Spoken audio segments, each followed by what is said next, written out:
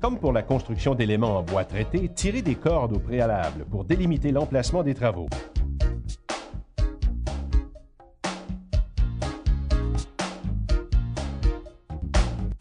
Commencez l'excavation.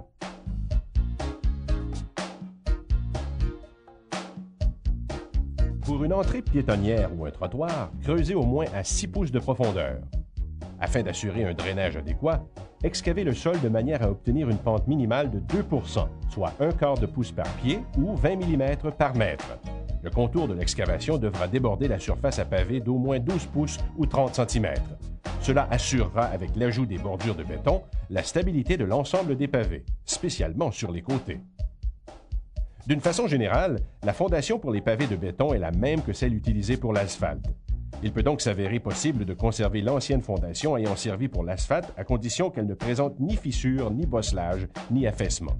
Dans le cas contraire, procédez de la façon suivante.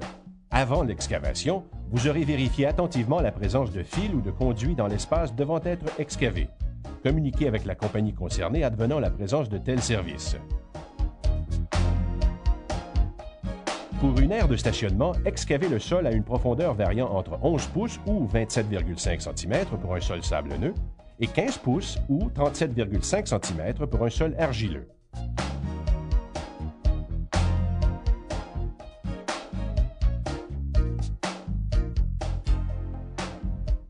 Égalisez le fond de l'excavation avec un râteau. Si le sol est trop irrégulier et assez dur à égaliser, vous pouvez étendre une couche de pierre concassée 0,75 pouces.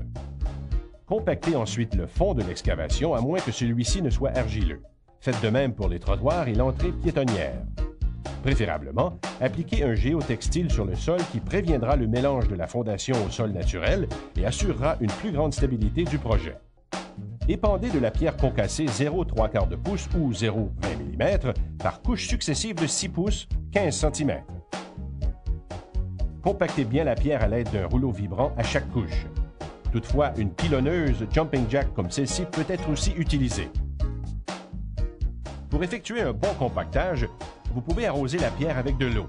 Le travail devrait déjà représenter l'aspect du résultat final. Pour l'installation des bordures, tirez d'abord une corde correspondant à l'emplacement et à la hauteur exacte des bordures en question. Ensuite, préparez un mince lit de pose de 3/8 de pouce ou 10 mm avec du sable à béton ou de la criblure de pierre qui servira à asseoir les bordures et en faciliter l'ajustement. Utilisez des tuyaux d'acier d'environ 1 pouce ou 25 mm de diamètre. Déposez un premier tuyau. Ensuite, ajustez la hauteur du tuyau et le niveau au besoin avec de la criblure de pierre. Étendez ensuite de la criblure de pierre sur la surface à pavé.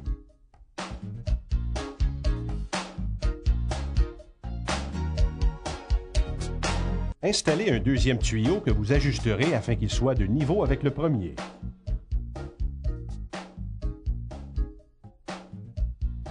À l'aide de ces deux tuyaux et d'un morceau de bois, vous serez en mesure de niveler parfaitement la criblure de pierre et ainsi préparer un lit de pose adéquat pour les bordures.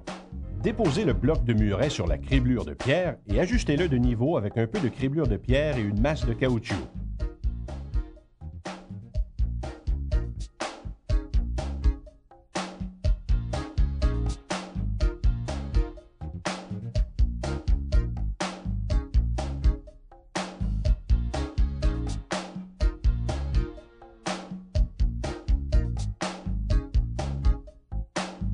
La première rangée doit être parfaitement de niveau et d'équerre, sans quoi toute la construction sera inégale.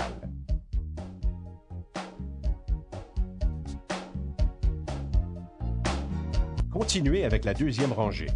Entrecroisez les blocs au coin de cette façon. Vous utiliserez une scie à béton, préférablement avec une alimentation en eau qui élimine la poussière.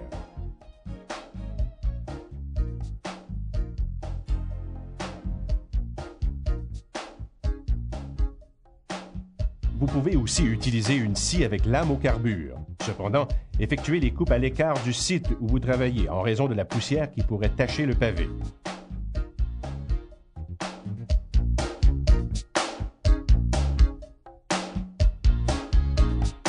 Complétez la dernière rangée en utilisant des modules de couronnement dont la surface est lisse.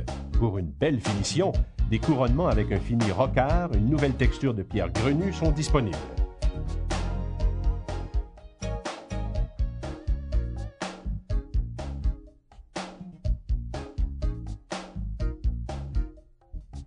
Une fois toutes les bordures en place, complétez le remplissage et le compactage de la fondation.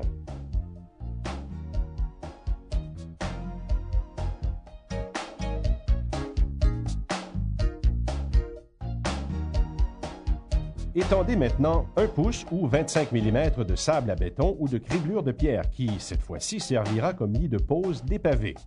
Nivelez le lit comme nous l'avons vu précédemment.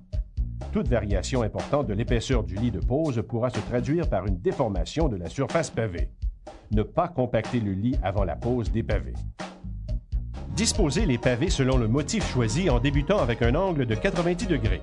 Progressez en marchant sur les pavés. Finalement, étendez du sable à béton sur les pavés. Laissez sécher si nécessaire, puis faites-le pénétrer dans les joints en le balayant dans toutes les directions. Passez une dernière fois la plaque vibrante et comblez les joints insuffisamment remplis avec le sable à béton.